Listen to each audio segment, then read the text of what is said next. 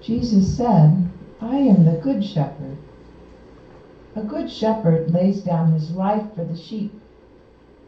A hired man who is not a good shepherd, and whose sheep are not his own, sees a wolf coming and leaves the sheep and runs away. And the wolf catches and scatters them. This is because he works for pay, and he has no concern for the sheep.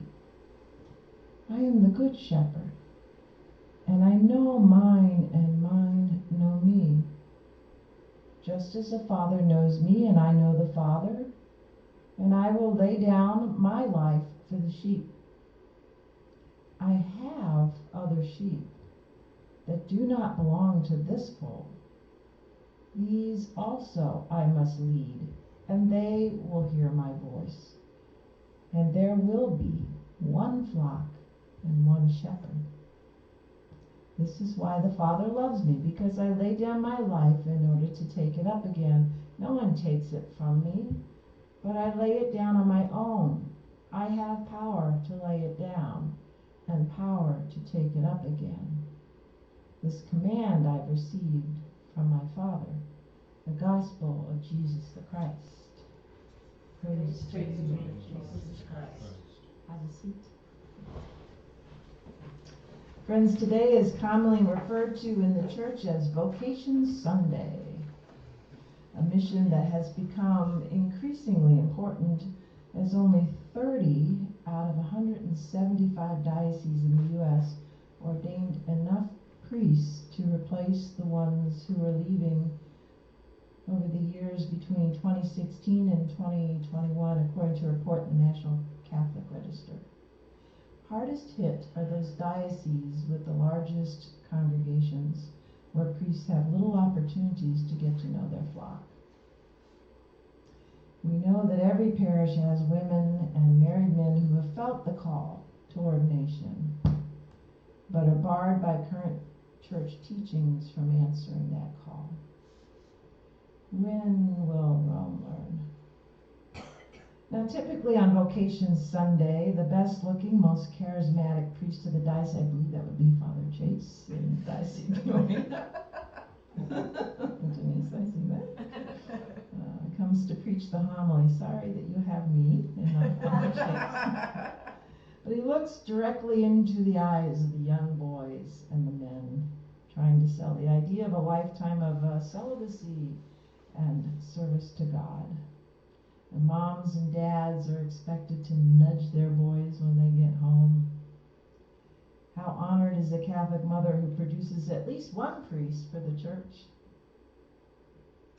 Those of us ineligible for the traditional priesthood are reminded that there are different, very respectable vocations available to us.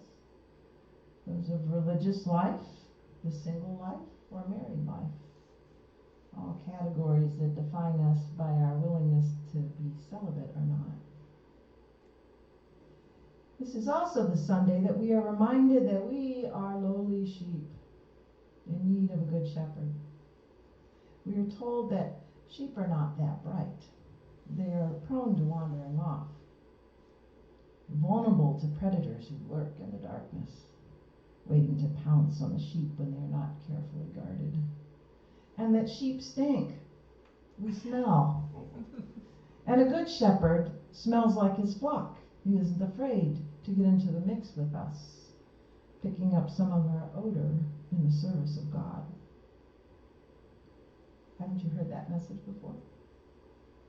I often ask myself about the purpose in these sort of messages, why some passages are taken out of context in our missals, and why certain spins are used in their interpretations.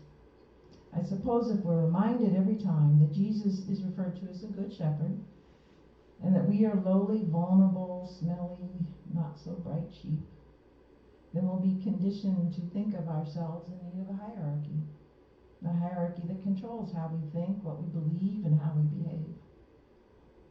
So it will be compliant, complacent, good Catholic sheep.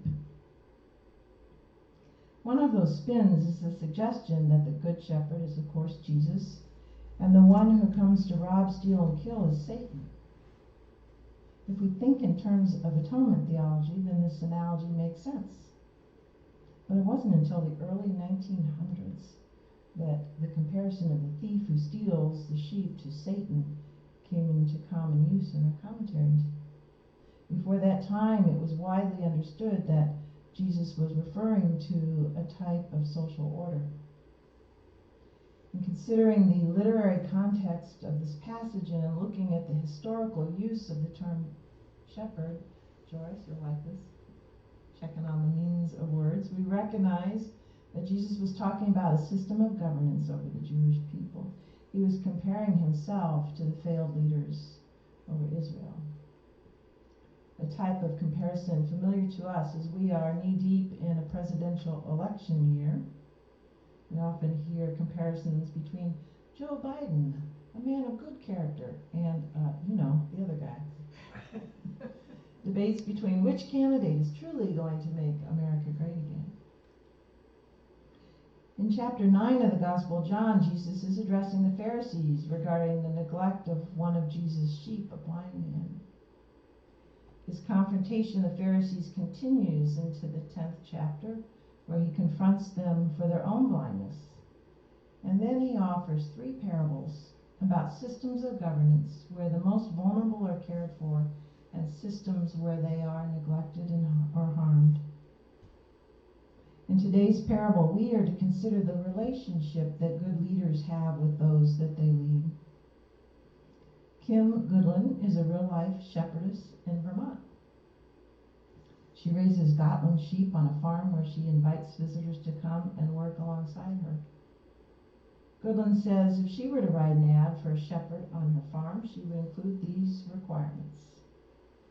A good shepherd must have patience. Sheep will test you, and you must be able to outlast them. She must be tough at heart. Shepherding is not just about sweet lambs on green pastures with sheep that are grazing. It's about making life and death decisions that will tear your heart apart. She must be willing to do hard work. Shepherding does not just require the intense physical labor of moving fences and moving sheep, and sometimes doing so in the harshest of weather conditions. And it's about learning to go with your instincts and letting your gut be your guide. Goodwin says that proud people need not apply.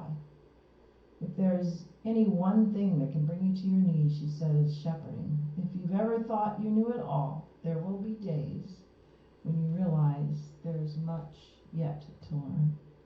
And finally, a good shepherd must exhibit an ability to observe. She says, one time my husband found me out standing in the paddock area with the sheep. He asked me what I was doing. I responded, getting to know my sheep. Father Tom Royer told us about good shepherds in his homily on a 4th Sunday in Easter. He talked about a bishop by the name of Pedro, I hope I don't kill this name, Casaldaligia, who brought encouragement and solidarity to the oppressed of the Amazon. Father Tom said, rather than the usual trappings of a mitre, he wore the straw hat of the people around him who lived off the land. Rather than the crosier or ornate shepherd's staff, he used a walking stick, cut from a tree in the jungle by a friend with a machete. Rather than a ceremonial coat of arms, Bishop Pedro declared, my coat of arms is the power of hope and freedom of the children of God. Rather than silken gloves, he said, I shall wear no other gloves than the service of the poor. John B. MacDonald, who's a pastor-teacher with Outreach Canada, tells a story about a time when he was climbing down from Mount Sinai, and he spotted in the distance a young shepherdess and her flock. As this young woman walked ahead of her sheep in the tall grass and the gentle breeze, she played a simple flute, and her sheep followed her without coercion or distress, but out of a relationship of trust. MacDonald states that part of the trust is based on the fact that the needs of the sheep are being met by those who care for them. In Psalm 23, we read about what a governing system looks like to the most vulnerable when is working. The sheep say, I shall not be in want. I lie down in green pastures. I am led beside quiet waters. My soul is restored. True leaders provide for the genuine needs of the ones that they lead. And notice that Jesus did not limit himself to the needs of those in one pen or the other. He said, I have other sheep that are not of this pen. I must bring them also. They too will listen to my voice, and there shall be one flock and one shepherd. Christian people, we do not own God, nor do we own his Son. Jesus isn't our personal shepherd, and true shepherd leaders work towards the common good.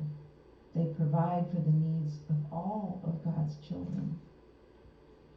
Likewise, McDonald says, shepherd leaders provide healthy work environments and living wages for their workers, always concerned about what happens to them. When needing to make choices, shepherd leaders always put a person ahead of profit.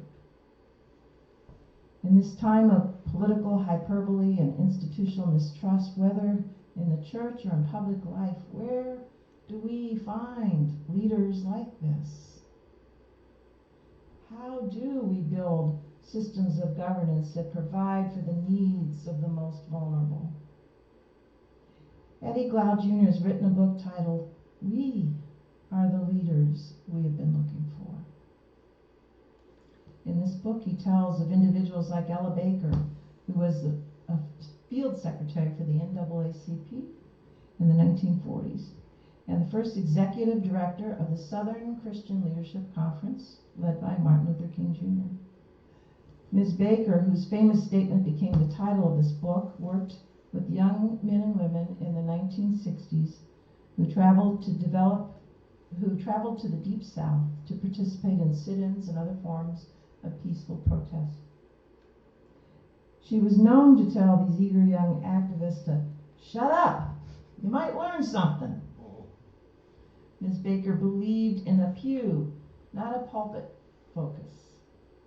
Her task was to create the conditions where ordinary people could understand their responsibility to pursue their interests with a fundamental faith in self-governance and a fundamental faith in ordinary people.